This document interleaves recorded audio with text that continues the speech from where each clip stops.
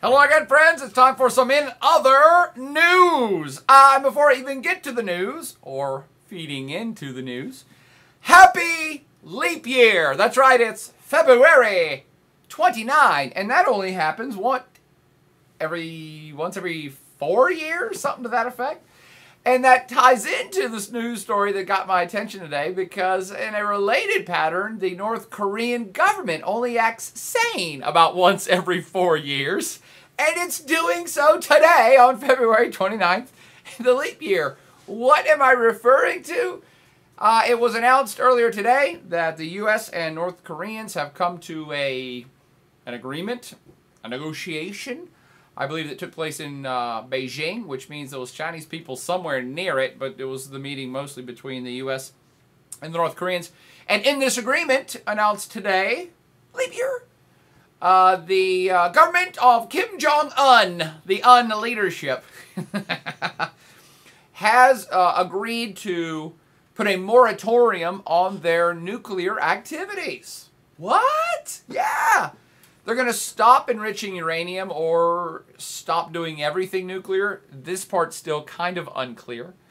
And they're also, perhaps of greater consequence, going to allow in the IAEA inspectors back into the country to inspect their nuclear facilities. And one can then assume the IAEA in the world, that's the International Atomic Energy Agency, will inspect these things, and them and the world will then know perhaps a little bit better about the capabilities and goings on in North Korea with their nuclear stuff. Good news! Hooray! Why are they acting sane? Well, you have to ask the question, why are they doing the deal? And in return for acting sane once a decade, they're getting food aid. Oh, I'm sorry. Nutritional assistance is the technical North Korean term. Goodness sakes, what a pack of idiots. So the U.S. is going to give nutritional assistance, e.g., i.e. food, to the North Koreans. Why? Because they're starving to death. It's a country that's been in a slow state of starving to death for decades because of economic mismanagement, backwardsness, and isolation that is beyond bizarre, leading to psychotic. I mean, even in the height of the Soviet era, the Soviets were all about, we're talking about the Russians now, the kind of, one of the platforms of the whole Soviet campaign was, hey, self-sufficiency, self-reliance, and those are respectable things. But the North Koreans have taken it to, again, a psychotic level of we're not going to do any business or do anything or trade with anything in the outside world at all. And pretty much their only business is the military, of which even though the country's starving to death, they have like the 4th or 5th largest standing military on the planet. Hello? Why don't you start eating the soldiers, dudes? They have a huge military that gets everything. It's 99% of the budget. And on top of that, I guess their biggest money makers are counterfeiting U.S. money, counterfeiting software. I think now they're big on counterfeiting pharmaceutical drugs. So it's just a bizarre, bizarre place. And they do need the food because it's a tough climate. North Korea is not a fun place, especially in the wintertime, and especially when you're in an isolated psychotic regime that's technologically inept and backwards. It's much tougher growing food than even before. So for all these reasons and a million more I'm not even going to talk about, they need food aid. And actually, it's one of the main reasons why the North Koreans have maintained their nuclear ambitions for all this time anyway. I've been convinced of it for years. For those of you that know me, I've been talking about it for years. The only reason they even want a bomb is so they can maintain their status as a player. So they can make idle threats. So that they can make demands of the world. So they can get food aid in return for stopping being nuclear bizarre. So it's one of the leadership under Kim Jong-Il, of course, Il, the former leader. He said for a decade that their nuclear program was the centerpiece, the thing they could not give up. It was everything to them. Now, why am I talking about this story? Well, is it that big a deal? Quite frankly, no. And not for the reasons that we might expect that, oh my gosh, Maybe they're sane. Maybe this is going to end their nuclear ambitions and they'll rejoin the world and not be insane. That's pushing it perhaps a way bit too far. Putting the horse way before the turnip cart. In this case, they eat the horse and the turnip cart and the turnips in North Korea because they're starving to death.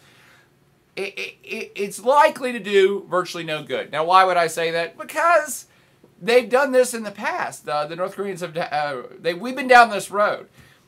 They go crazy for a few years. They test something. And by the way, they've tested a couple of underground somethings. They've done a couple of nuclear tests that we think were nuclear, but we're not really sure. We don't know the capacity of these bombs. We don't know if they have the technology to actually build a bomb. We know they have some uranium, and they've blown something up. And they got plutonium, which is enriched uranium, and they have some rockets that really can't do much. So no one's really sure of what they got, which is a good reason to maybe negotiate and try to get the IAEA back in there. But they've been doing this for years. They act crazy for a few years. They test something. They fire off some missiles. They get everybody's panties in a bunch in the Korean Peninsula and the surrounding neighbors. And then they can use that as leverage then to say, hey, we'll stop being crazy for a while if you give us food because we're starving to death. Have I made that clear? They're starving to death. So this is old hat. This is a trick that's been played many times. Now, is it a trick? I don't know. Maybe something will come of it this time. And that's kind of what I wanted to talk about for the rest of the in other news, the stuff behind the scenes. What perhaps is important about these events. And I actually think the timing of them is more important than the event itself. Again, they've done this in the past, and they're likely to renege on this like they've reneged on prior agreements. They'll probably get the food aid, and then after a year or two, go nuts again. But I think the timing's interesting, and that's what we should focus on. What am I talking about? First and foremost, this is awfully early in the Kim Jong-Un leadership run for them to be playing nice. Point one, they're playing really nice. The dude's only been in power, what, 2.5 months? Usually the way psychotic dictatorships work, especially military-style dictatorships, of which this is one, is that they, after the death of a leader, they rally the troops hard, literally and figuratively. They rally the troops hard and hardline. And they do this as a matter of kind of defense, of just kind of, hey, yes, we lost our leader, but we're strong. Korea's strong. North Korea's strong. We kill anybody. And so to me, the most interesting part of this is that I had fully expected, as did many, for them to become actually more hardline just after the death of their leader, Kim Jong-Il, to rally support and show strength behind Kim Jong-Un until he gets more established and more chill or whatever the hell he's going to do. So the fact that this has gone on just a couple of months after him taking power, I think is fascinating.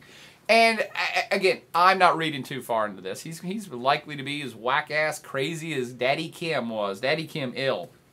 I mean, the dude looks like the kid from Up. He ain't never missed a meal. He's probably the heaviest dude in North Korea because the rest of them are starving to death. So I'm not suggesting that I think personally that this guy might be okay. You know what? He might be an okay crazy dictator leader North Korea. No, I'm not saying that, but I think he certainly is starting on a softer foot than any of the North Korean leaders before him, which, by the way, were his daddy and his granddaddy. So I think that's fascinating, and it opens the door for a little bit of hope that perhaps at the upper echelons of the military leadership and the upper echelons of the political leadership, that's the Kim family, that maybe they're saying, hey, we've been crazy a long time. Maybe we start with a softer approach early on and see about negotiations and maybe opening up the country a little bit. And again, I say the timing's everything because that's exactly what Daddy Kim-il was doing. Daddy Kim-il, right before his death, had met with China like twice, had met with Russia. I know everybody's already forgotten about this because the American memory for news is like 30 seconds. 30 nanoseconds, pardon me. So everybody forgets that 6 months ago, this Daddy Kim-il had visited all these places and was starting to do deals, particularly with China. China big brother. China big brother. China is the guardian and overlord and protector of North Korea. But even China don't like him that much because China don't like crazy people. But China had been sending in representatives. I know Wen Jiabao, I remember this, had met with Daddy Kim Il a couple different times right before he died. I know the Chinese delegates had gone to North Korea to try to establish some Chinese factories there. And again, that's new. Even though China is the only friend of North Korea, the North Koreans have never allowed Chinese business in either. They're completely isolated. They have nothing. Nothing!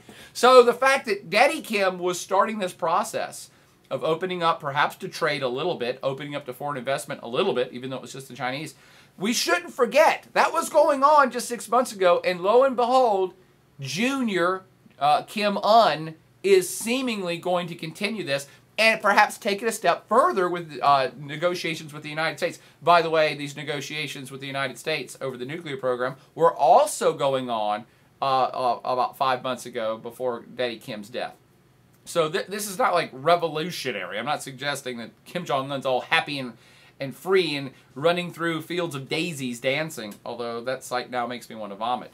But let me get back on point.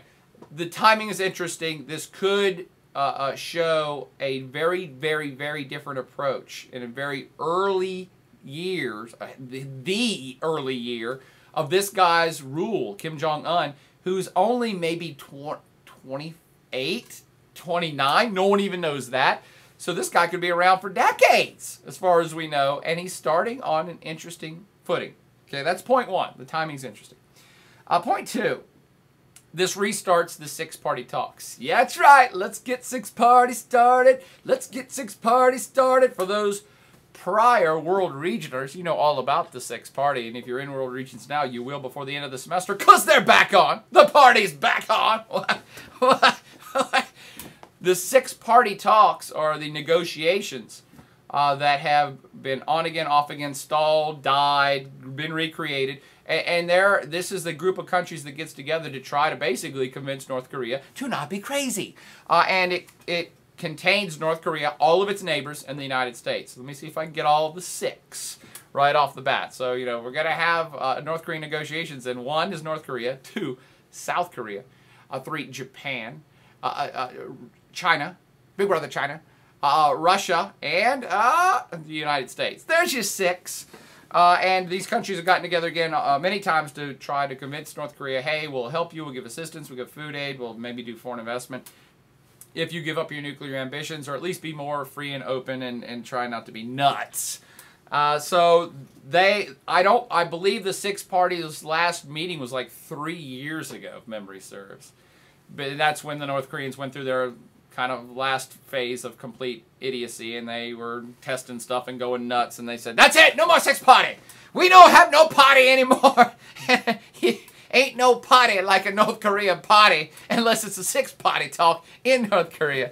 So that may be back on again, and that's seemingly good news too. Again, I'm not reading a lot into it. I'm reading more into the timing that very early on in this administration, they're opening up to foreign relations a bit more, because they don't do that much either. Again, not even with the Chinese, they're only friends.